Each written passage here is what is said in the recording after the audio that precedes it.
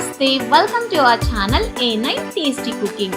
ఈ రోజు మన టేస్టీ కుకింగ్ లో బనానా చాక్లెట్ కేక్ అయితే చేసి చూపించబోతున్నానండి. మీ దగ్గర బాగా మగ్గిన అరటిపళ్ళు ఉంటే పడేయకుండా మీ పిల్లలు స్కూల్ నుంచి రాగానే ఈవినింగ్ స్నాక్స్ గా ఈ బనానా చాక్లెట్ కేక్ అయితే చేసి పెట్టండి. చాలా ఎమ్మీగా ఉంది అంటూ తినేస్తారు.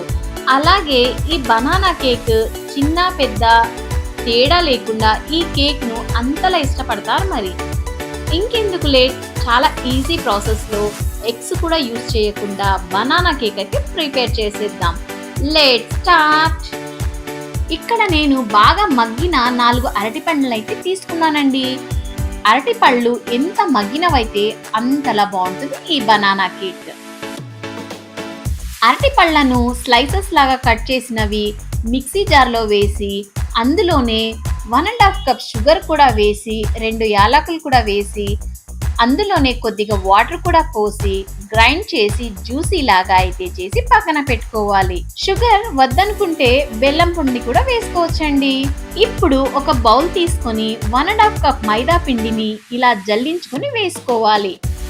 అందులోకి 1.5 కప్ కోకో పౌడర్ ని కూడా జల్లించుకున్న తర్వాత 1/2 spoon baking powder, 1/2 spoon baking soda వేసి అందులోనే కరిగించుకున్న నెయ్యి కూడా వేసి 4 స్పూన్ల సన్ఫ్లవర్ ఆయిల్ ని కూడా వేసి ముందుగా గ్రైండ్ చేసి పెట్టుకున్న బనానా జ్యూసీని కాచిన పాలను కొద్ది కొద్దిగా వేస్తూ విస్కర్ తో గాని బ్లెండర్ తో గాని మొత్తం కలిసే వరకు ఉండలు లేకుండా కలుపుకోవాలి.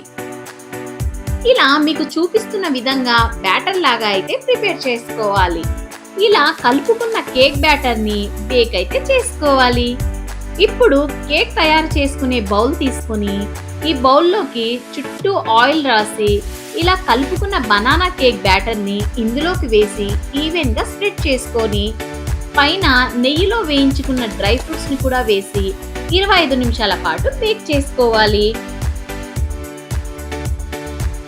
నేనైతే స్టవ్ మీద ఒక కడాయిని ఉంచి అందులో చిన్న స్టాండ్ పెట్టి అందులోనే ఈ కేక్ బౌల్ ని ఉంచి 25 నిమిషాల పాటు బేక్ అయితే చేశానండి.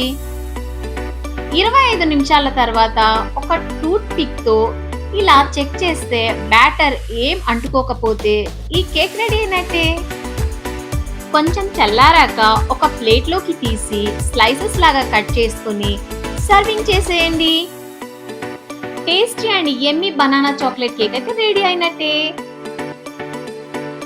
ఈ వీడియో గనక మీకు నచ్చినట్లయితే లైక్ చేయండి, షేర్ చేయండి, కామెంట్ చేయండి.